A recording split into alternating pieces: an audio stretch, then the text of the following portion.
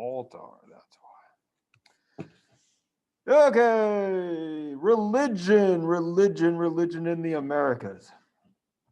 All right, I think I want to start out by saying that in some ways, the issues of religion in Latin America and some of the Caribbean, probably not, I think this is probably a lot different in some of the Caribbean islands, we can compare and contrast with the United States in some ways because we like to idealize ourselves in the United States, or the US has sold itself as an ideal of the separation of church and state, right? You hear that a lot, the idea that church and politics or church and the government are not supposed to be mixed together. Now, we could go on for a good long while, but that would be a whole different class about how the idea that the church and state are separate in the United States has been never a realized reality and is probably increasingly before our very eyes, we see how far this has come to mix up the church and state. But in Latin America, this would not necessarily be a surprise for a number of reasons. So first of all, I think we should emphasize, and we ended last week with talking about colonialism, and we've been treading back to it at various points during this week as well, is that as much as colonialism was about political power, it was about economic power, it was about gold and trying to seize things and subjugate peoples, it was also through and through a religiously motivated activity, a religiously justified activity. It's probably impossible to think about the colonial enterprise or the colonization of the Americas without thinking about the role of religion in that. We saw that a bit in the film The Mission. Both sort of the people who wanted to protect indigenous peoples, but for the most part, it was seen as intertwined with what they were doing in the colonies. And so what that meant for many Latin American countries, both during the colonial period and into the national period, is that instead of the idea that the church and state were separate entities, I mean, people would talk about trying to separate them and the authority of the state versus the authority of the church, but oftentimes they were simply considered to be pretty intertwined and together. And in terms of schooling, which is where we often see these debates about prayer in schools or being able to celebrate a holiday, and everybody gets all up in arms about that. In much of Latin America, especially in the Catholic parts, the schools, the churches basically ran the schools. And so, of course, you'd have prayer in schools because it was in the church. Or, so there'd be this kind of, and I think it's a very powerful overlap that you have if you've traveled in Latin America, especially in some of the rural areas, where there'd be a complete overlap between the municipality or the town, the church, and the school and the neighborhood. And so it was all bound together in a way that made the very space of simply walking around, for example, on Christmas Eve and going to various houses where they all have their nativity scenes up, that would be something that was sort of intertwined in a way that perhaps doesn't happen in the United States.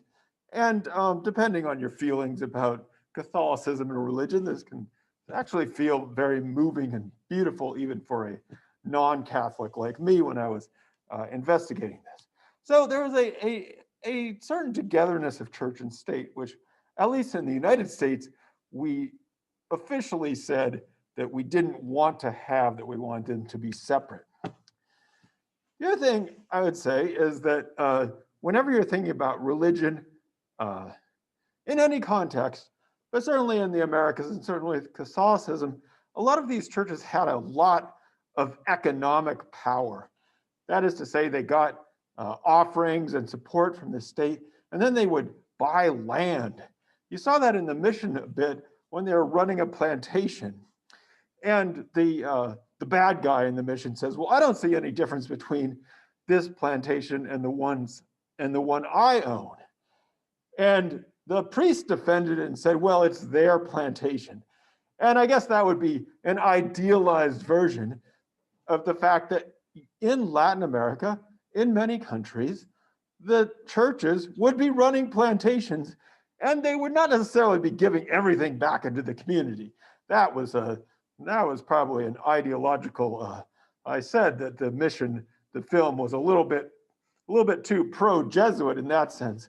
They would simply be running plantations and they'd be building bigger and more glorious churches or padding the pockets of a bishop or a priest, right? I mean, in that sense, the bad guy of the mission was correct that there were Jesuit plantations that were no different and maybe even harsher in some ways than those that were run by private individuals.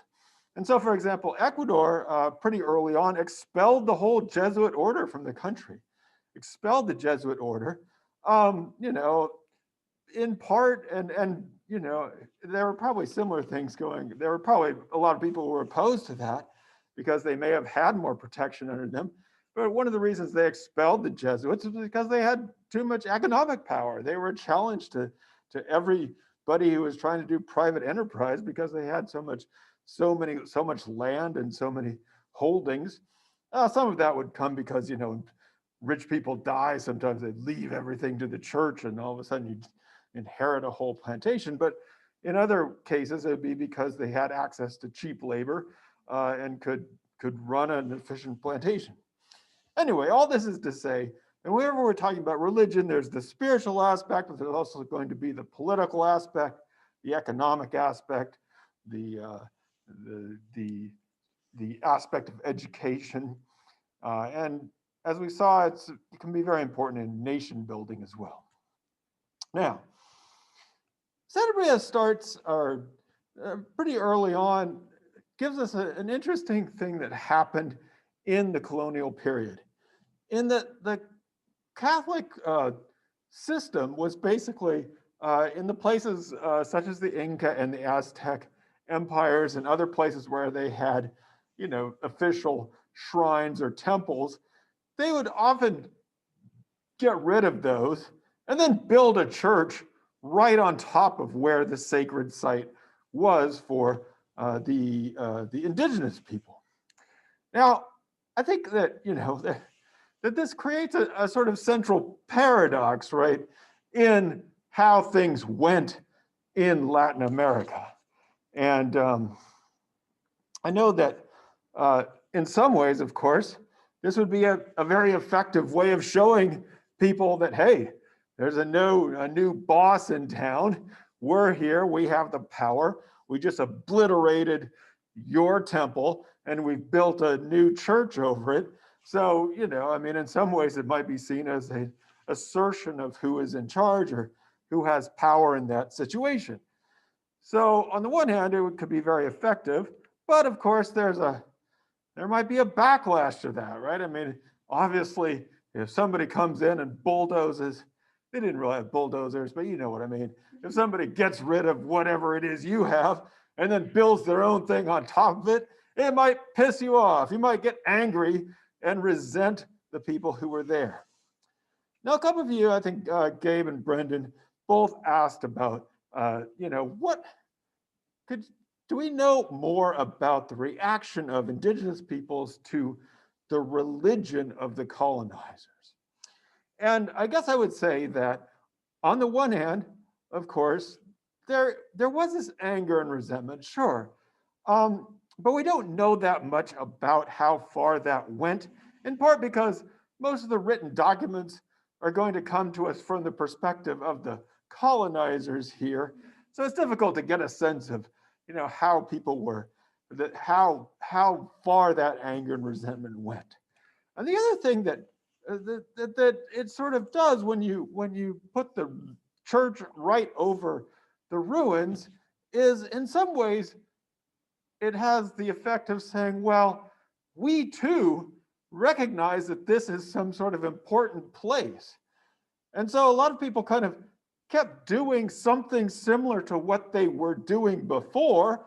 Maybe have a festival, maybe stick your deity behind the Virgin Mary, or, or just kind of keep on doing what you're doing because, hey, the Catholics, the new people recognize that this is an important site too, and they just made this shiny new building to prove it. So, and I guess when I was thinking about Gabe and Brendan's question, I think that our view of religion today is that it comes as one thing. So there's Catholicism, there's Islam, there's Buddhism, and you're either one or the other, right? And you sort of have to choose your religion, and one religion can kind of replace another as a coherent body of thought and belief. And I would say that back in the day, at the time of colonization, both for the Catholics in Europe and for the people practicing indigenous beliefs in the Americas, I don't think they saw religion as being a sort of total system that one could replace another. I think for most people, they would say, oh, this is what we're doing now. And it's kind of like what we were doing before, but we've changed it a little bit. And there wouldn't necessarily be a sense that everything was different about your religious beliefs. It would simply be, oh, we're modifying things. We're tweaking it a little bit. We used to march up there, and now we carry this big cross around. I think that certainly the priests and other people who were knowledgeable about things did often want to replace and have a complete transformation. But I think for many people, it wasn't seen as simply, oh, we had this one thing and now it's being replaced by this other thing, which those bad people brought from Europe. I think it was simply, in some ways, mixed together, which is what we're about to talk about. So we'll talk about that here. So Sanabria goes on to talk about that in much of Latin America, what we have is what is called popular Catholicism. And so, as I was saying, it's not simply that there was one system one coherent system which was brought into the Americas. So the first point on this is it's very important to realize that the Catholicism that was brought to the Americas is not the Catholicism that people are practicing today, especially post-Vatican II, right? So a lot of the developments in Catholicism and standardizations were done actually in response to the Protestant Reformation. And so when the Spaniards are coming over and the Portuguese, they're bringing over a Catholicism which is already which is already quite varied by locality, is shot through with things that probably would be barely recognizable to many Catholics today, in the sense that a whole bunch of local rituals, it wasn't, like I said, it wasn't maybe, for at least the people on the ground, extremely doctrinally developed. A lot of that doctrinal development, in some ways, was a response to what would later happen with the protesters, and they had to kind of systematize things in ways that may not have been true before. And so, if there's one word or one idea that I would like to most get out of this chapter in terms of how religions work, and this is certainly true in the Americas, but it's probably true in most places, is that they work by blending or syncretizing various traditions, beliefs, practices. So when you have syncretism, it refers to the blending or mixing together of different ideas. So in practice, how does this work?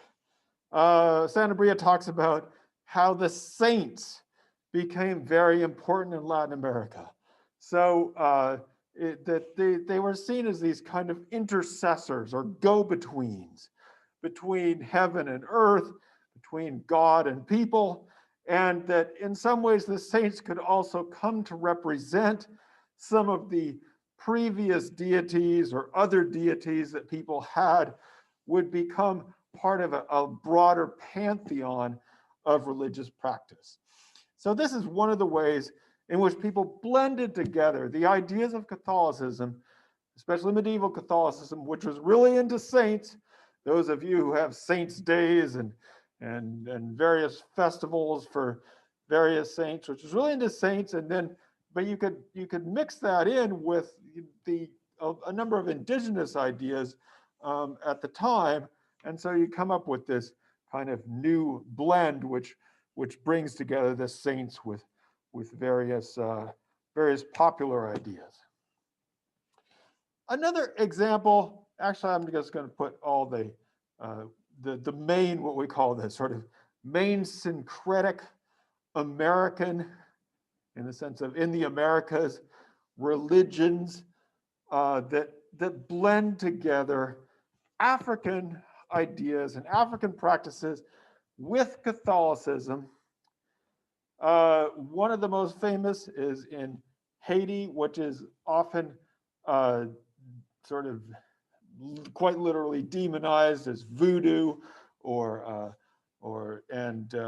said to be witchcraft, but is more properly known as Vodou or Vodun, and is again a blend, a syncretic blend of African traditions with Catholicism. You also have mainly in Brazil, candomblé and what is called Santeria. So these are all three different, but in some ways related syncretic blends of new practices. Let's see. Actually, let's pause here for a second. Lydia, tell us about Haiti. I was just kind of interested in the voodoo section because I don't know, you hear about it here, but like not, I never really had a history lesson of any kind in like what exactly it was. But I read like a short like historical article about voodoo, and I thought it was interesting because like the timeline of the religion kind of followed and like interceded with the revolution and then their independence. And it's kind of interesting to see like what happened with them being specifically connected to the Catholic Church, and then kind of a period when they were continued, like people continued to practice their beliefs, but it wasn't like official really. And then again, like they became connected again to the Vatican like 60 years later, I think, after their independence. And then it was just kind of, some people still didn't want voodoo to exist and were trying to get rid of it. But it became an official religion of the country. So they have like, I think 3 now, at least 3 official religions. And I think it was 2003 that it became official. Okay, great. Yeah, I mean, like I said, it's a practice that was done throughout Haitian society. There have been various attempts to eliminate it. It's very poorly understood from the outside. Was this you saw in the movie Egalite for All? You saw the influence of Vodou in the organization and of the revolution. And it is something that has always been, I think Sanabria mentions it, a sort of reserve of, seen as a kind of reserve of strength for the Haitian people. Lydia did a great job uncovering that period. So after Haiti, we remember that Haiti was the first to declare independence, or the first independent country in Latin America and the Caribbean, but it sort of paid a huge price for that. It was then the French imposed an enormous debt. It went unrecognized by many countries. They didn't even recognize its independence. And perhaps the most terribly, it was cut off from the Catholic Church, which was hugely important for the people at the time.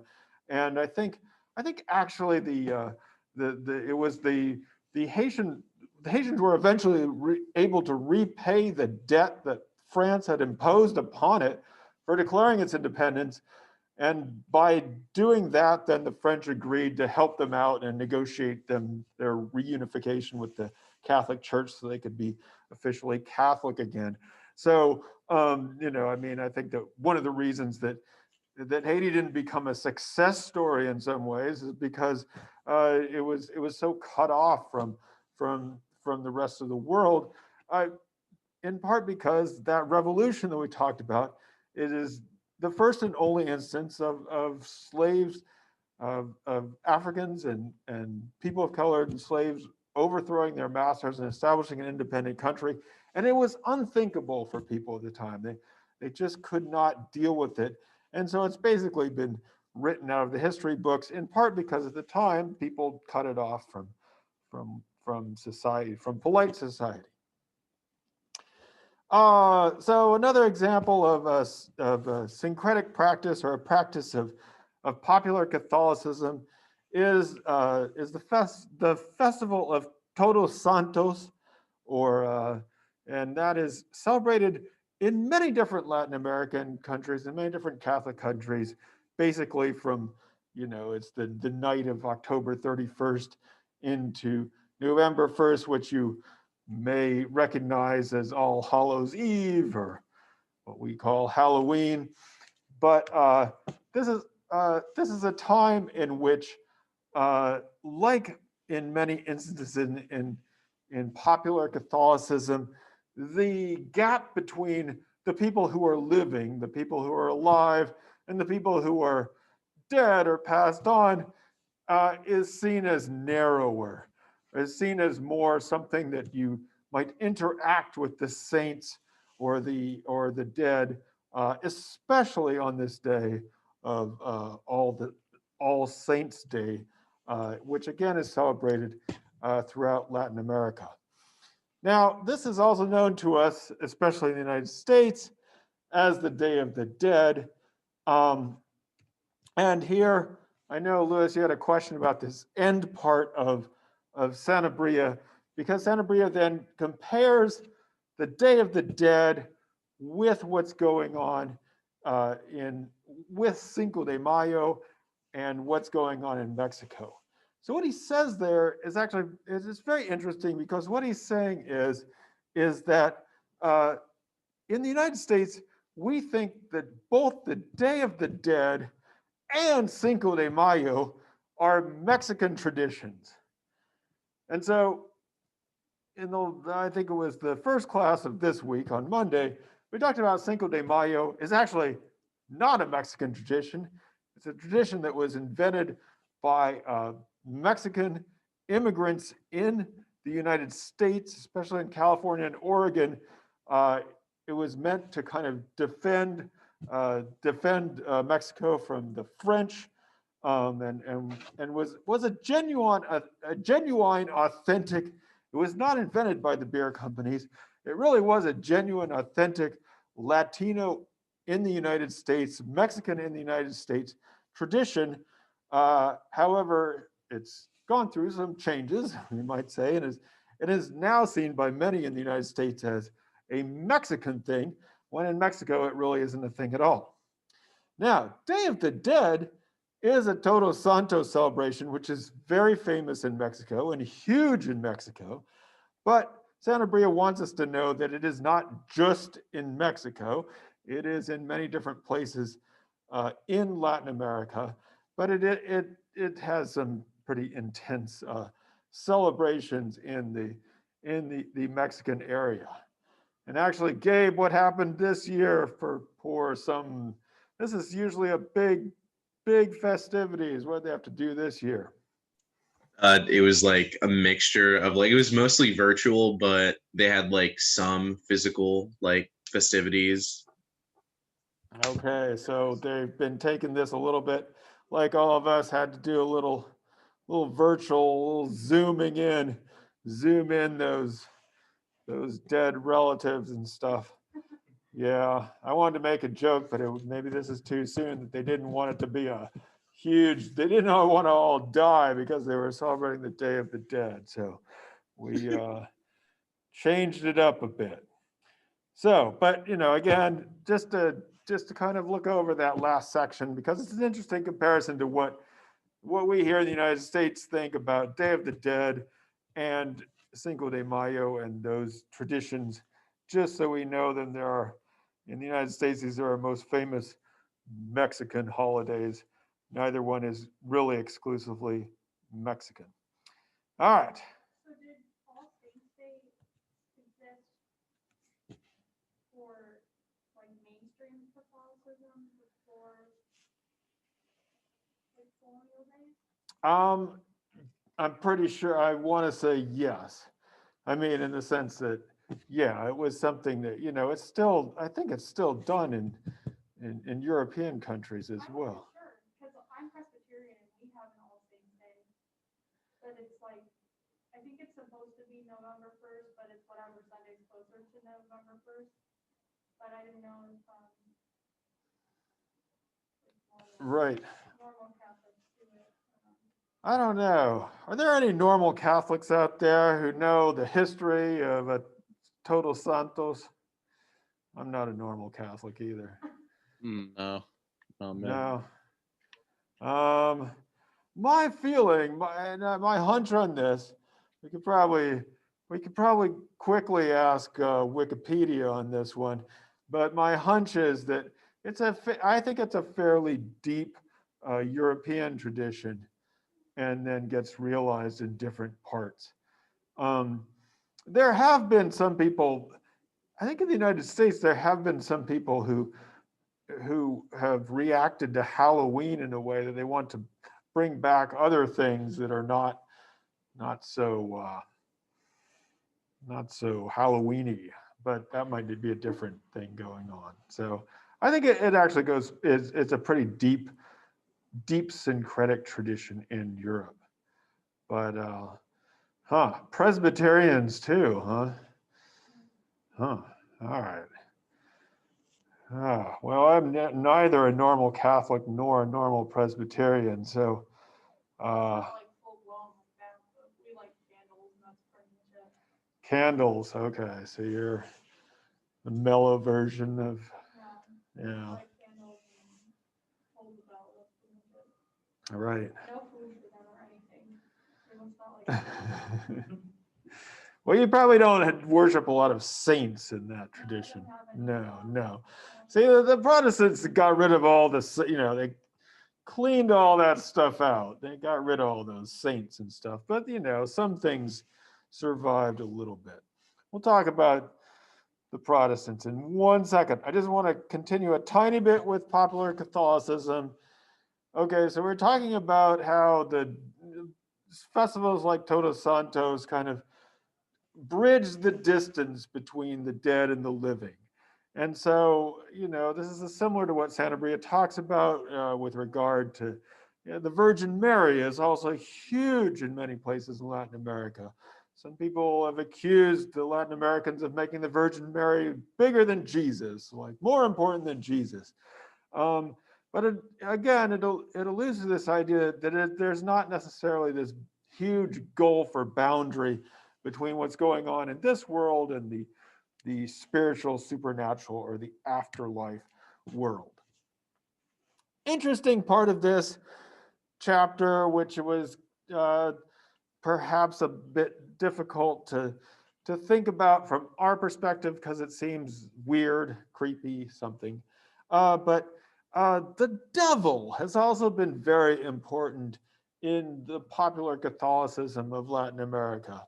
And in terms of some people, both in terms of people being accused of working with the devil, sometimes I remember during the first time I did field work, some of the richest people in town, the most greediest farmers were accused of having made pacts with the devil.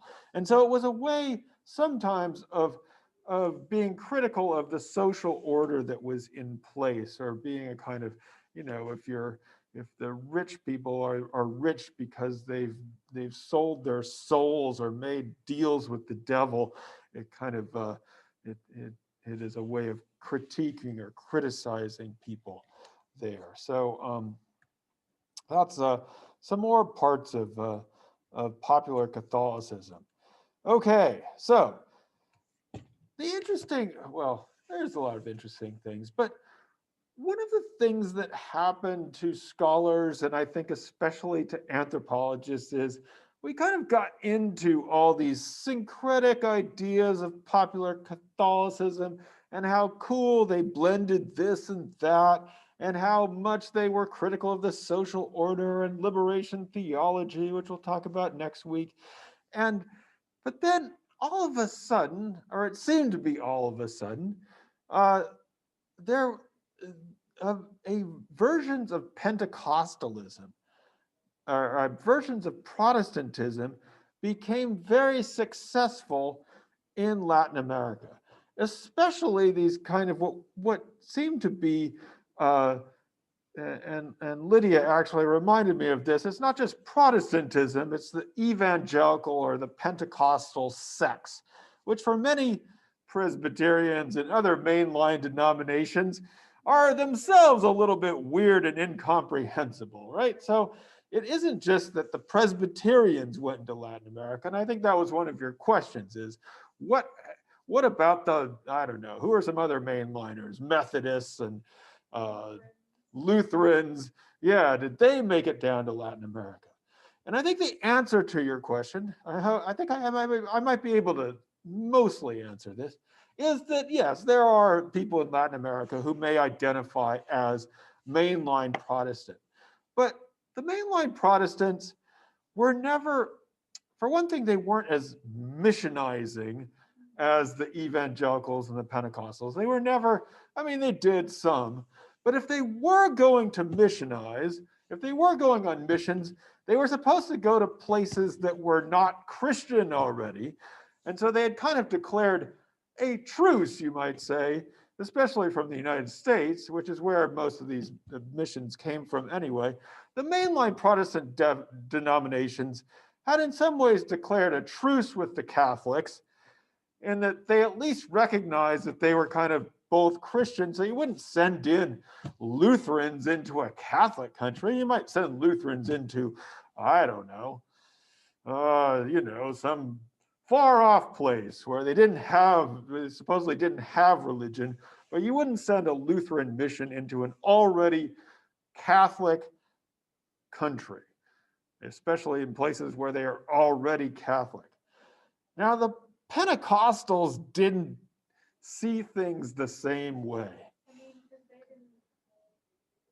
didn't. I think it's the whole saving thing that becomes the distinguishing factor. A lot of it is the saving, and this is going to sound weird to some of you, but when I was growing up Pentecostal, see, I told you I'm not a normal Catholic or a normal Protestant either. By the way, I'm not Pentecostal now either. But when I was growing up in this world, this is weird to say, but there were many Pentecostals who actually did not think of the Catholics as Christians. They thought they might be some other, even a terrible sect or some manifestation of something bad.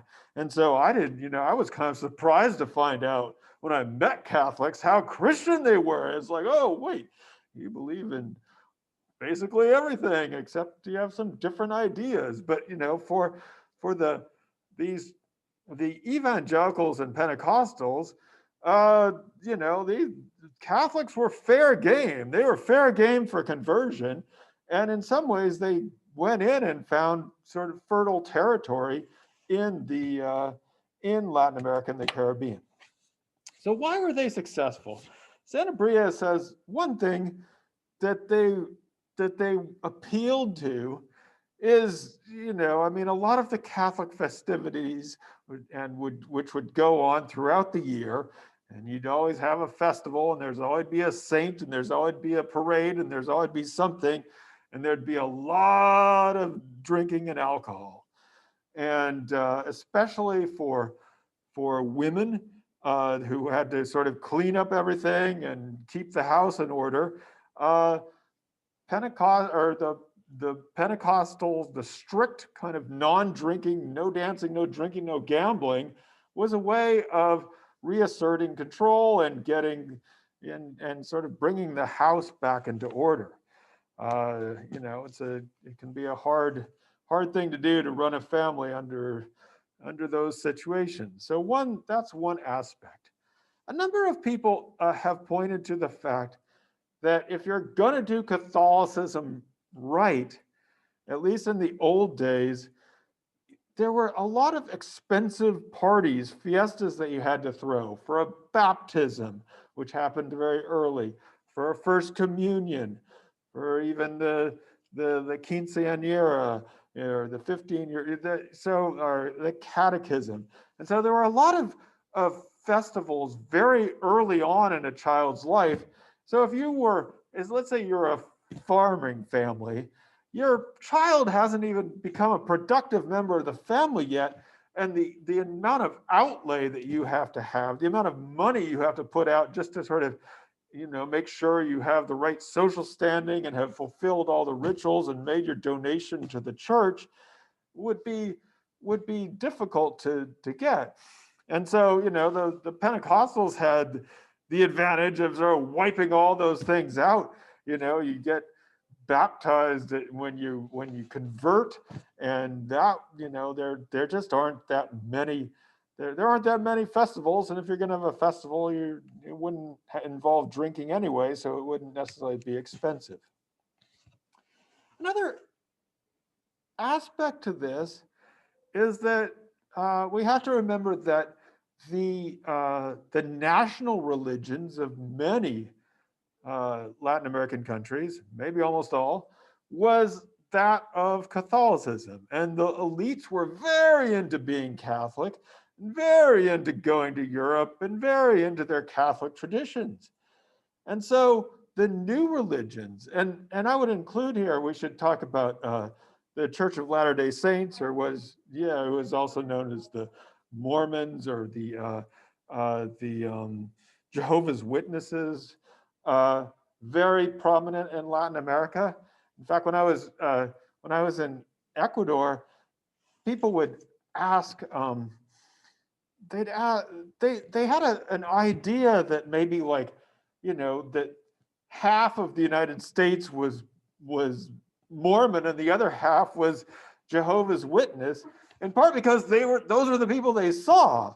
So it was like they figured we were all part of the Latter-day Saints, or we were all part of these kind of, because that was who was coming in, especially if you were in an outlying area.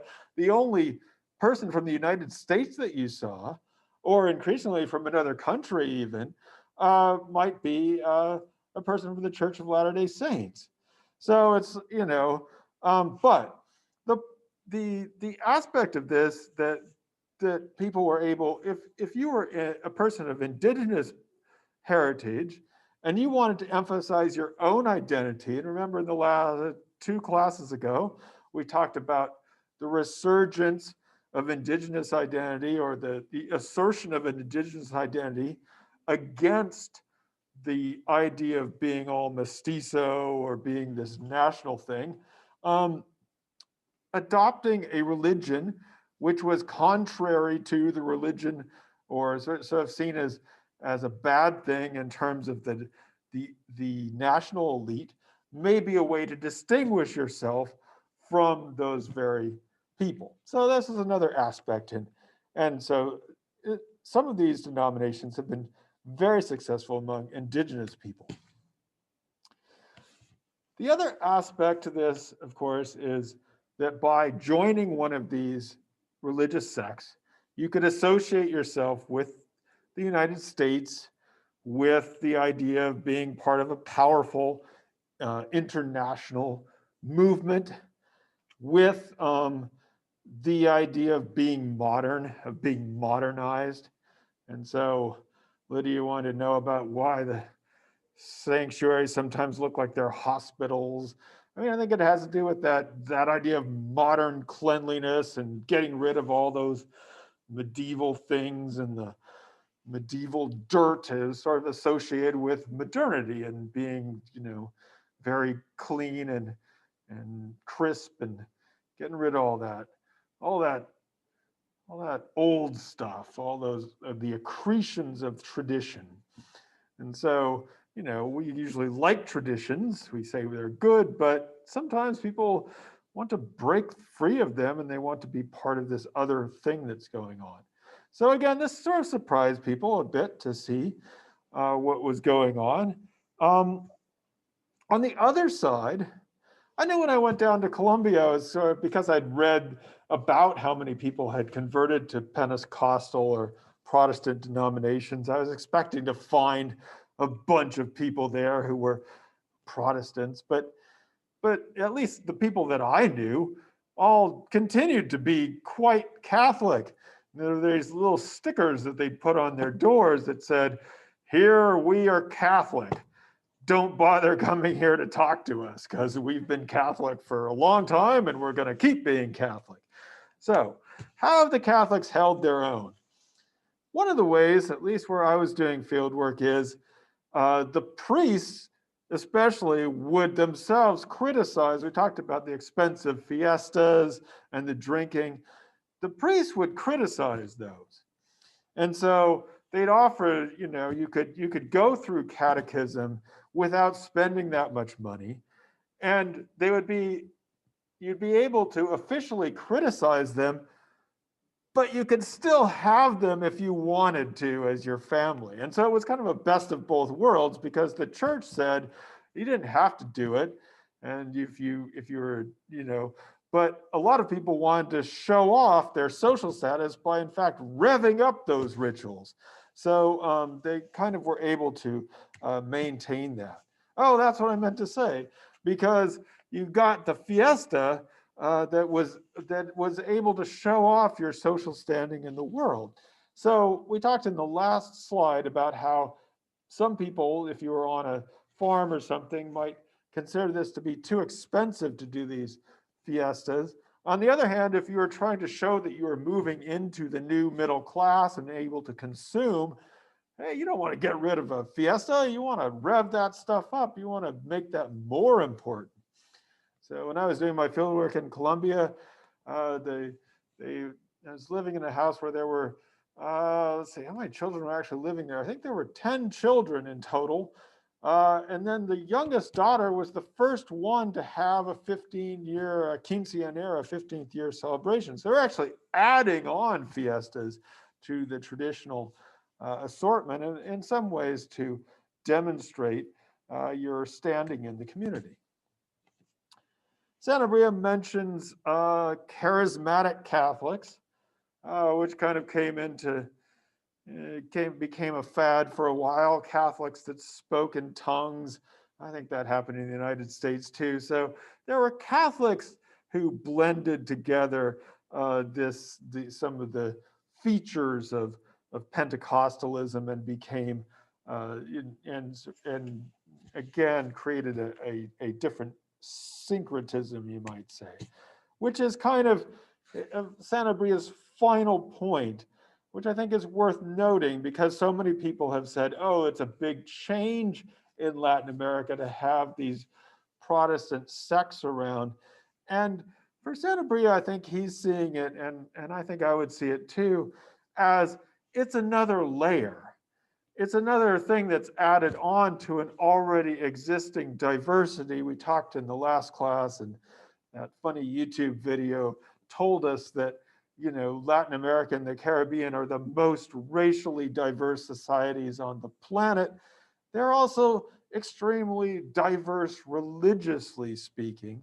And so to bring in some of these Protestant sects is not necessarily mean that the society has completely radically changed and overhauled, in the sense that there was already this popular Catholicism going on, and the Protestant, I mean, certainly there are clashes and disagreements and all those things, but it kind of intersects with or runs alongside what was already there and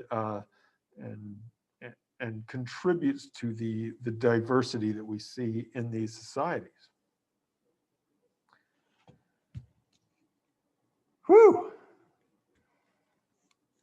Fighting off the cold and the coronavirus. We've